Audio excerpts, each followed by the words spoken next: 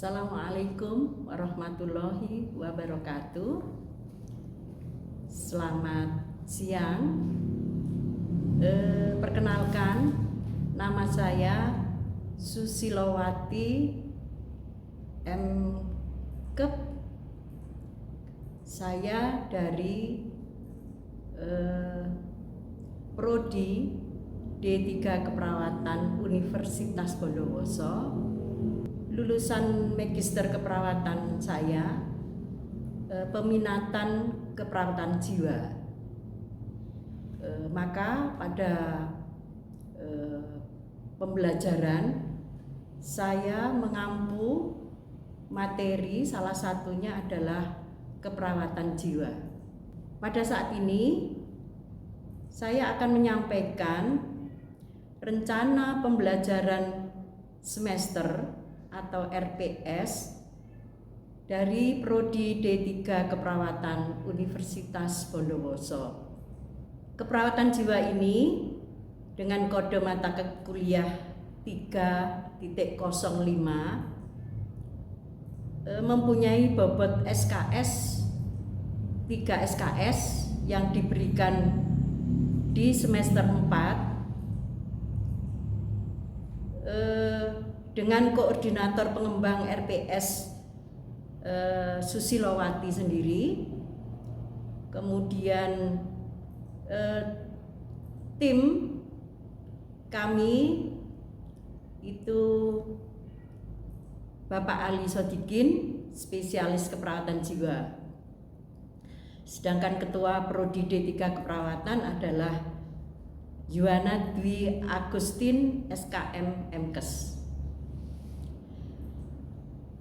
Pada CPL yang dibebankan pada mata kuliah ini adalah yang pertama, mahasiswa mampu menyelesaikan pekerjaan berlingkup luas, memilih metode yang sesuai dan beragam pilihan yang sudah maupun yang belum baku dengan menganalisa data serta mampu menunjukkan kinerja dengan mutu dan kualitas yang terukur.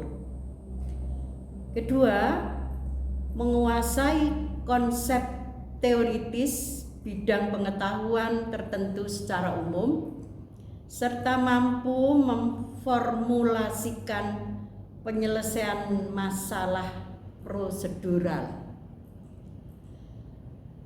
Ketiga, mampu mengelola kelompok kerja dan menyusun laporan tertulis secara komprehensif.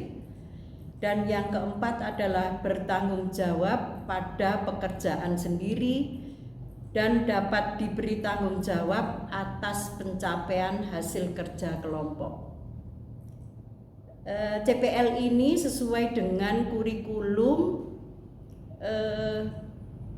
tahun 2018 Prodi D3 Keperawatan yang sudah mengacu KKNI lulusan Diploma 3 Keperawatan yang berada pada level 5. Capaian mata kuliah yang pertama, mahasiswa mampu memahami konsep asuhan keperawatan jiwa, mampu mengumpulkan data, menyusun dan mendokumentasikan, menyajikan informasi asuhan keperawatan jiwa.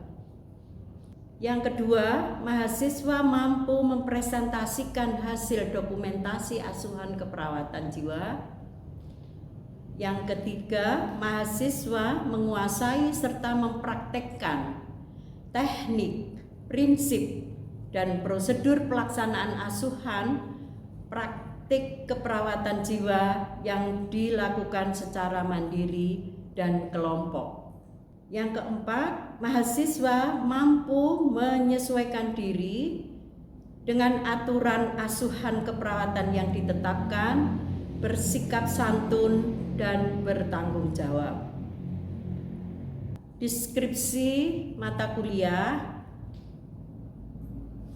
Pada mata kuliah ini akan membahas tentang konsep dasar keperawatan jiwa, teknik dan asuhan keperawatan jiwa, diutamakan pada individu, namun karena prodi keperawatan unggulannya adalah keperawatan keluarga, maka pada asuhan keperawatan jiwa selain pada individu klien juga kepada keluarga.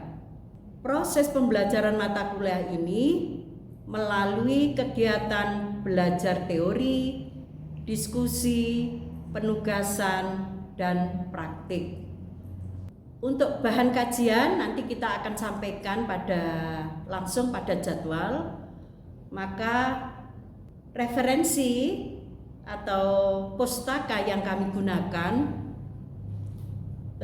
terutama STUAT 2013 Principle and Practice of Psychiatric Nursing, kemudian VDBAC 2011 Psychiatry Mental Health Nursing. Selanjutnya tim Pokja DPP PPNI 2018 SDKI, SIKI, dan SLKI Jakarta DPP PPNI. Selanjutnya referensi kami adalah Keliat BA et al. 2019 Asuhan Keperawatan Jiwa Jakarta EGC. Dan yang terakhir adalah kami berusaha membuat sebuah modul untuk belajar mahasiswa sendiri, yaitu berjudul Modul Terapi Modalitas oleh Susilowati.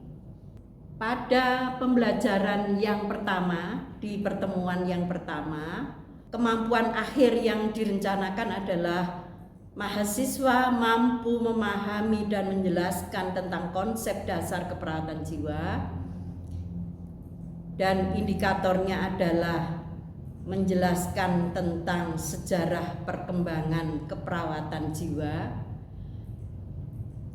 kemudian menjelaskan tentang konsep kesehatan jiwa, baik definisi maupun ciri-ciri sehat jiwa. Yang ketiga, menjelaskan tentang paradigma keperawatan jiwa, dan yang terakhir menjelaskan tentang falsafah keperawatan jiwa. Maka materi yang diberikan adalah pertama, sejarah perkembangan keperawatan jiwa, yang kedua, konsep kesehatan keperawatan jiwa, definisi ciri-ciri sehat jiwa, dan materi yang ketiga adalah paradigma keperawatan jiwa, dan yang keempat falsafah keperawatan jiwa. Sesuai dengan tujuan akhir yang direncanakan, maka penyampaian materi menggunakan ceramah dan tanya jawab. Satu kali pertemuan adalah 1 kali 150 menit. Kemudian penilaian menggunakan metode MCQ, dan indikator mahasiswa dapat menjawab dengan tepat dengan bobot penilaian adalah 5%. Pertemuan kedua, tujuan akhir mahasiswa mampu memahami dan menjelaskan tentang konsep model keperawatan jiwa. Dengan demikian indikatornya adalah mampu menjelaskan definisi atau pengertian model konsep keperawatan jiwa, kemudian menjelaskan jenis model konsep keperawatan jiwa. Di sini ada 8 model konsep. Maka materi yang disampaikan adalah pengertian dari masing-masing model konsep keperawatan jiwa, kemudian jenisnya, ada psikoanalitik, interpersonal, sosial, eksistensi, suportif, medikal, model komunikasi, dan model perilaku. Pertemuan ketiga tentang konsep terapi modalitas. Mahasiswa mampu memahami dan menjelaskan tentang konsep terapi modalitas asuhan keperawatan jiwa. Materi yang disampaikan jenis-jenis terapi modalitas keperawatan jiwa, yaitu terapi individu, terapi kelompok, terapi keluarga, terapi lingkungan, dan terapi kognitif. Dengan indikator, mahasiswa dapat menjawab dengan tepat tentang terapi individu, tentang terapi kelompok, terapi keluarga, terapi lingkungan, dan terapi kognitif. Di pertemuan keempat, tujuan akhir dari materi adalah mahasiswa mampu menjelaskan tentang konsep psikofarma. Indikatornya, mahasiswa dapat menjelaskan dengan tepat pengertian tentang konsep psikofarma, menjelaskan tentang jenis psikofarma yang diinginkan dari psikofarma dan efek samping. Selanjutnya menjelaskan peran perawat pada terapi psikofarma. Interaksi ke mahasiswa selain dilakukan di akhir setiap mata kuliah, setiap tatap muka, ada review yang harus ada pertanyaan, ada kuis yang harus dijawab oleh mahasiswa. Namun di ujian tengah semester kami akan lakukan ujian UTS dengan bobot 30%. Setelah UTS, di pertemuan ke-6, di akhir mata kuliah, mahasiswa mampu menjelaskan tentang konsep terapi aktivitas kelompok dalam asuhan keperawatan jiwa. Maka materi yang diberikan adalah tentang terapi aktivitas kelompok dalam asuhan keperawatan jiwa, meliputi manfaat terapi aktivitas kelompok, tujuan terapi aktivitas kelompok, jenis terapi aktivitas kelompok, dan tahapan terapi aktivitas kelompok. Pertemuan ke-7 dan ke-8 ini membahas tentang konsep asuhan keperawatan pada pasien dengan masalah psikososial. Maka tujuan akhir daripada materi ini adalah mahasiswa mampu memahami tentang konsep asuhan keperawatan pada pasien dengan masalah psikososial. Materi yang diberikan adalah yang pertama, konsep dan asuhan keperawatan pasien dengan kecemasan. Kedua, asuhan keperawatan pasien dengan gangguan citra tubuh. Asuhan keperawatan pasien dengan kehilangan. Dan terakhir, asuhan keperawatan dengan pasien berduka. Pada pertemuan ke-9 dan 10, setelah menerima materi ini, adalah mahasiswa mampu memahami tentang konsep asuhan keperawatan pada pasien dengan gangguan jiwa. Maka materi yang disampaikan yang pertama adalah konsep dan asuhan keperawatan pasien dengan harga diri rendah, konsep dan asuhan keperawatan pasien dengan isolasi sosial, konsep dan asuhan keperawatan dengan gangguan sensori persepsi halusinasi, konsep dan asuhan pasien dengan risiko perilaku kekerasan, dan konsep asuhan keperawatan defisit perawatan diri. Selanjutnya di pertemuan 11 dilanjutkan dengan praktikum. Dari akhir dari praktikum ini,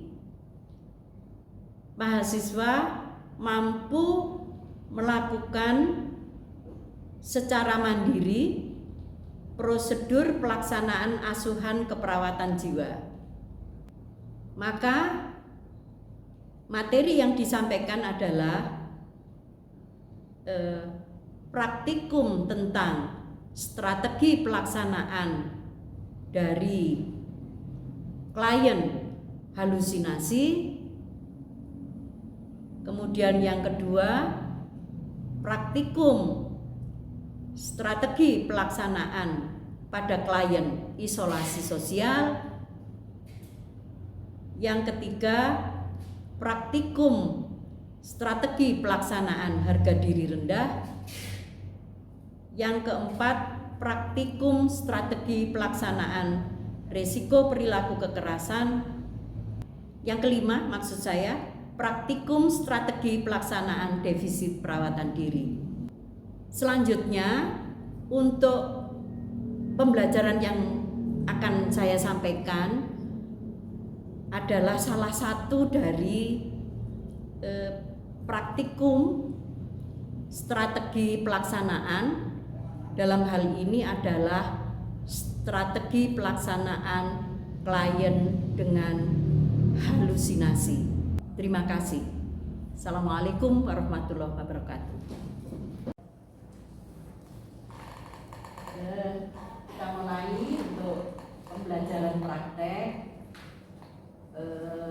pelaksanaan strategi pelaksanaan atau tindakan pada klien halusinasi dengan situasi klien atau situasi kasusnya adalah klien baru saja mengalami perceraian, kemudian merasa takut karena mendengar suara-suara yang mengajak pergi dengan paksa, sehingga klien sering bicara-bicara sendiri, tersenyum sendiri, dan tertawa atau tertawa sendiri.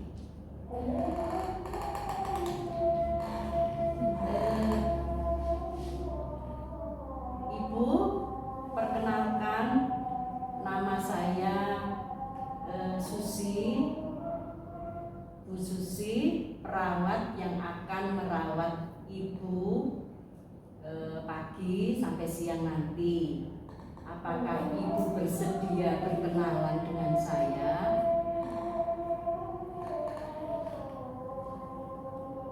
Kalau boleh berkenalan, nama Ibu siapa? Putri. Dipanggil Ibu Putri, apa Putri saja? Baik. Ibu,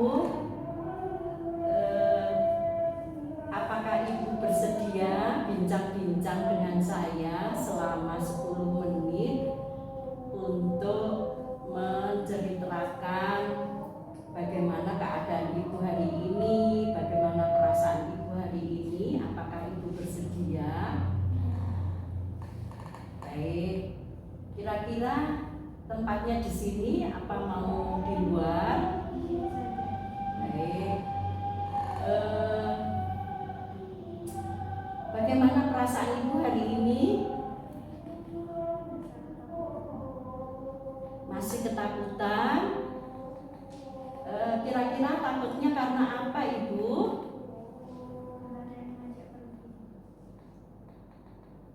Kira-kira Ibu tahu kira-kira diajak pergi bagaimana? Kemana enggak tahu ya? Kok Ibu takut itu karena apa? Mendengar suara-suara. Apa mengajak perginya dengan senang hati, apa Paksa? Oh, dipaksa. Tidak sesuai keinginan ibu. Baik. Kalau boleh tahu Bu, itu pada saat seperti apa ibu mendengar suara-suara itu? Ya, pada saat sendiri ya Bu ya. Kemudian itu pagi atau kapan? Pada malam hari. Ya Ibu. Jadi memang suara-suara itu ada di pasien lain, tetapi bagi yang sehat itu memang tidak mendengar mestinya suara-suara itu. Nah, Ibu apakah berkeinginan untuk mengurangi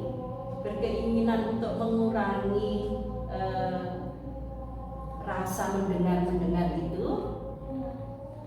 Itu ya Bu. Yang selama ini Ibu yang sudah Ibu lakukan mengurangi suara-suara itu bagaimana? Hanya menutup telinga saja. Oh ya, baik, bagus Ibu, itu sudah bagus.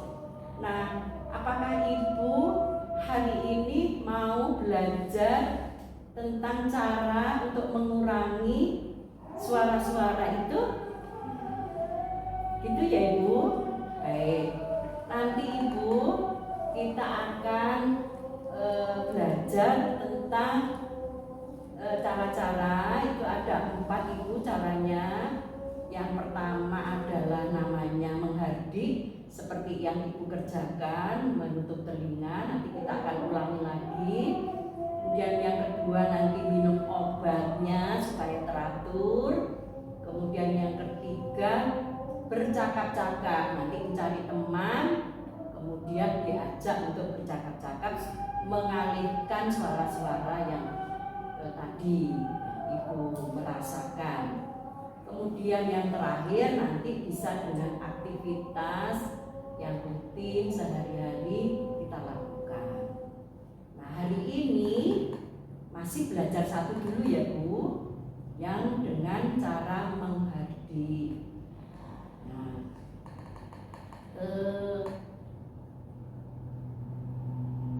caranya apakah Ibu cukup waktu tidak ke kamar mandi dulu? Baik, kita lanjut ya Bu ya. Nah, caranya saya beri contoh ya Bu. Jadi yang pertama adalah memejamkan mata, kemudian menutup telinga sambil mengucapkan pergi, saya tidak mau mendengar.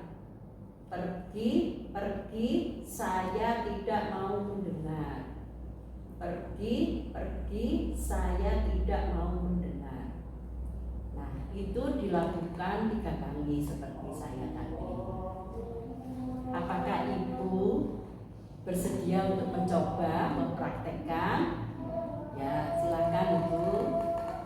Pertama yaitu memejamkan mata, lalu menutup telinga sambil mengatakan pergi, saya tidak mau mendengar. Pergi, saya tidak mau mendengar. Pergi, saya tidak mau mendengar. Bagus ya Ibu, sudah bisa melakukan. Nanti kalau Ibu melakukan pada saat mendengar suara-suara, lakukan seperti itu. Nah, setelah melakukan, nanti ini ada buku jadwalnya. Nanti Ibu bisa minta ke perawatnya bahwa Ibu sudah melakukan cara yang pertama. Nanti akan dicontreng oleh perawat yang jaga. Boleh kalau pagi ke saya, kemudian siang ke perawat yang berikutnya. Nah, karena Ibu sudah bisa, nanti kita lanjutkan ke cara yang berikutnya. Nah, bagaimana setelah belajar tentang cara yang pertama ini, bagaimana perasaan Ibu? Gitu ya Bu. Ya, jadi cara Ibu tadi sebetulnya sudah benar, hanya lebih ditekankan, lebih kuat sampai 3 kali ya. Nah, supaya meyakinkan bahwa Ibu bisa dengan cara yang pertama ini, Ibu bisa mengulang lagi caranya. Coba lagi. Pertama itu memejamkan mata sambil menutup telinga dengan kata-kata pergi, saya tidak mau mendengar. Pergi, saya tidak mau mendengar. Pergi, saya tidak mau mendengar. Ya. Itu ya Ibu, bagus. Dicoba, kemudian nanti hasilnya seperti apa, Ibu boleh mengungkapkan besok kita akan bertemu lagi. Kira-kira besok bertemu di mana Ibu? Ya, bisa ya Bu ya besok ya. Nah, karena hari ini cukup untuk pertemuan sekarang, besok kita akan bertemu lagi dengan cara yang belajar cara yang kedua, yaitu bagaimana minum obat yang teratur. Cukup Ibu, bagaimana bisa diakhiri? Terima kasih. Kita akhiri yaitu sampai ketemu besok. Assalamualaikum warahmatullahi wabarakatuh. Nah, seperti ini yang kita pelajari yang waktu di kelas. Nah, sekarang kita sudah praktekkan. Selanjutnya nanti praktek dengan temannya, ya, dengan temannya satu persatu, SP1 sampai dengan SP4. Nah, sekarang kita dengarkan karena ada buku evaluasinya, buku checklistnya, kita dengarkan kira-kira cara yang kita sampaikan tadi itu sudah sesuai dengan yang ada di checklist atau ada yang kurang. Silakan. Tidak ada yang kurang, namun itu yang biasanya ada di orientasi itu ada di pasar kerja. Yang mana? Tunjukkan. Memberikan kesempatan lain untuk PAP atau PAK. Oh gitu. Jadi ada kalanya kita ada yang masuk ke orientasi, kemudian ada yang fase orientasi bisa masuk di fase kerja. Nah, sebaiknya memang harus berurutan supaya tidak membingungkan. Ya. Ada pertanyaan lain? Silakan. Cukup ya, bisa ya? Bisa. Jadi kesimpulannya setelah kita mempelajari teori, nah sekarang kita sudah harus mulai praktek, ya. Kemudian selanjutnya nanti kita ada ujian praktek. Kita cukupkan sekian pelajaran hari ini. Silahkan untuk belajar dengan di laboratorium dengan petugas yang ada di laboratorium. Kemudian boleh belajar mandiri, karena yang dikatakan 1 SKS praktek adalah 3 jam tatap muka, tetapi kami 2 jam tatap muka, yang 1 jam boleh dilanjutkan di lab. Apalagi harus praktek mandiri, belajar sendiri itu harusnya 3 jam lagi. Ada waktu lagi ya, 1 SKS itu maksudnya adalah 3 jam tatap muka ditambah 3 jam untuk praktek mandiri. Jadi bisa dengan dibantu dengan mbak-mbaknya yang ada di laboratorium. Kita cukupkan sekian. Terima kasih. Assalamualaikum warahmatullahi wabarakatuh. Waalaikumsalam.